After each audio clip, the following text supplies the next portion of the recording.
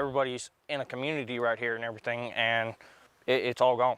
My first instinct was, I need to help. I need to do something. I can't just stand here.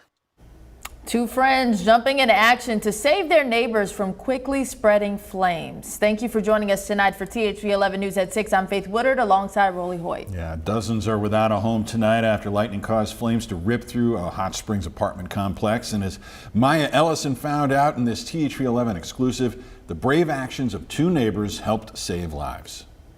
I mean, right now I'm still in shock. Christian Wallace and Richard Stanley are still processing what happened at the Birchwood Harbor apartment complex Monday night. I heard two screams, and I had looked over my balcony rail, and I saw two women standing here putting their hands over their face, and they were screaming. For Wallace, a normal evening on the porch turned into a scary situation. When I had looked over the rail and noticed that the trees were even orange, and there was probably 40-foot flames. I had knocked on the window. My wife was sitting on the couch, and I said, call the fire department, call the fire department. Without hesitation, Wallace ran outside, and he wasn't alone. And when I heard something about fire, I just kind of took off out the bathroom door, grabbed a flashlight, and bailed. Wallace and Stanley quickly realized the apartment next to theirs was on fire. And we both froze for a minute and was like, okay, is this really what we're gonna do? And then we just went in. The two braved the flames and started helping others escape. I had ended up getting a couple out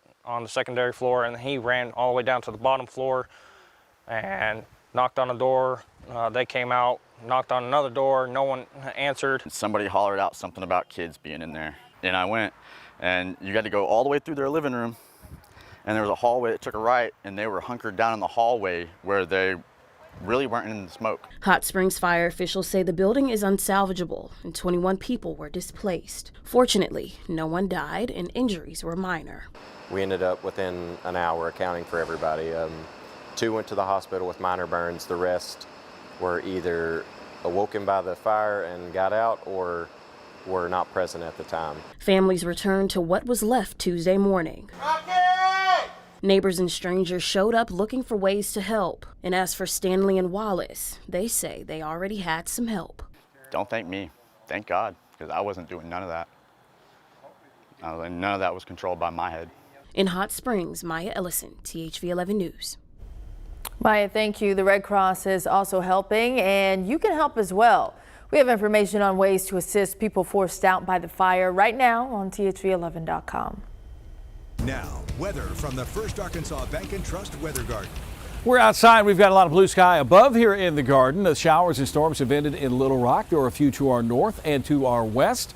We did have scattered activity today. It was in the forecast. It was expected. Here's an outside shot for you, looking westbound with still some cumulus towers in the heat of the day, but right now things are looking good over Little Rock. They're spotty in nature. You might be able to find them in north central Arkansas near Heber Springs over to Clinton. We've had some activity. Outflow boundaries surrounding Little Rock may reignite tomorrow with more convective thunderstorms. We'll see how things work out. There's your live radar picture. Most of the activity has winded down for the evening. Outside, Little Rock is at 94 degrees. Temperature has rebounded from earlier where we were in the 80s. And with humidity levels and dew points in the 70s, it feels a little bit warmer.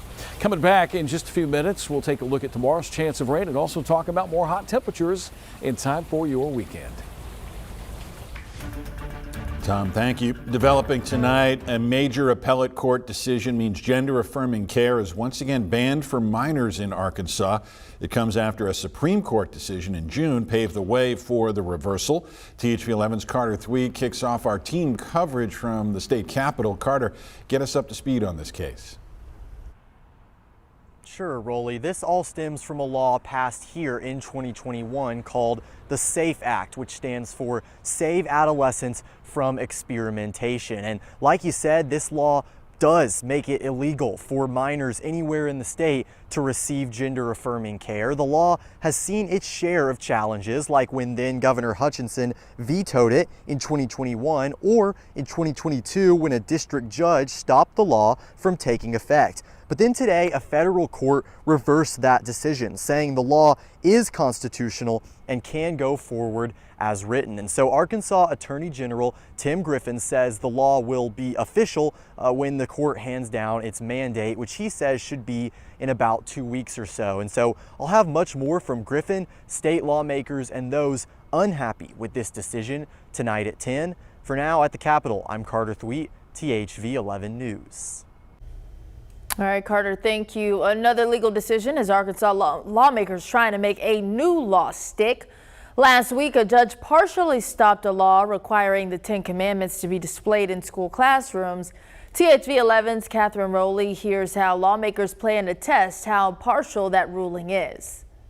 You cannot separate the history of our nation and the founding of our law and justice system from the 10 Commandments. Lawmakers, lawyers, and organizations gathered at the Capitol today to show their support for Act 573. This is about the histories and traditions of the United States, and the 10 Commandments plays an important role in that. The new law approved during this last year's legislative session requires public schools and government buildings to display the 10 Commandments. It was also set to go into effect last week until a judge put it on hold as a group of parents worked to overturn it, calling the act unconstitutional. But supporters say the U.S. Supreme Court already weighed in on this debate. Because what the court said there is that when you have these monuments and memorials and other displays like these 10 Commandments around the country, the burden is now upon those who think that they fall outside of the tradition of this country to prove that they in fact do fall outside of the history and tradition of our culture. Jeremy Dyes with the First Liberty Institute was on that case in 2019 when justices ruled that religious symbols are allowed in public. He and others at Tuesday's press conference say representations of the 10 Commandments, like the ones at the U.S. Capitol, are about history, not religion. This has been part of history and tradition for a long time in America. The lawsuit that happened here was not a surprise, knew that would be coming, but also knew that with what the Supreme Court had given us in 2019, that there's really firm footing on this, because this is something that has a long-standing historical tradition in America, and that's teaching the 10 Commandments to students. So this has been key for so much of our history and just returning to really what has worked in previous generations. While the ongoing lawsuit is focused on displaying the 10 Commandments in just 4 of Arkansas's schools, proponents of the ruling say it's not giving up. We're obviously in disagreement with the ruling of the judge at the district level, but that will be appealed. In Little Rock, Catherine Rowley, THV 11 News. We reached out to attorneys representing the parents in the lawsuit, as well as organizations that are against the law but have not heard back. Last week, Attorney General Tim Griffin told us he's reviewing the order and assessing the state's legal options. The U.S. Supreme Court is being asked to once again take up the issue of same-sex marriage and possibly overturn a 10-year-old decision. Kim Davis has filed another appeal to the High Court. She's the former clerk in Kentucky who refused court orders to issue same-sex marriage licenses back in 2015 because of her religious beliefs. She's asking for the punishments she endured at the time to be overturned. And while they're at it, consider overturning Obergefell versus Hodges. That's the case that legalized same-sex marriage across the country. A recent Gallup poll finds nearly 70% of Americans broadly support same-sex marriage. The request is among thousands made to the court every year, with fewer than 100 taken up. Davis also had a previous appeal denied.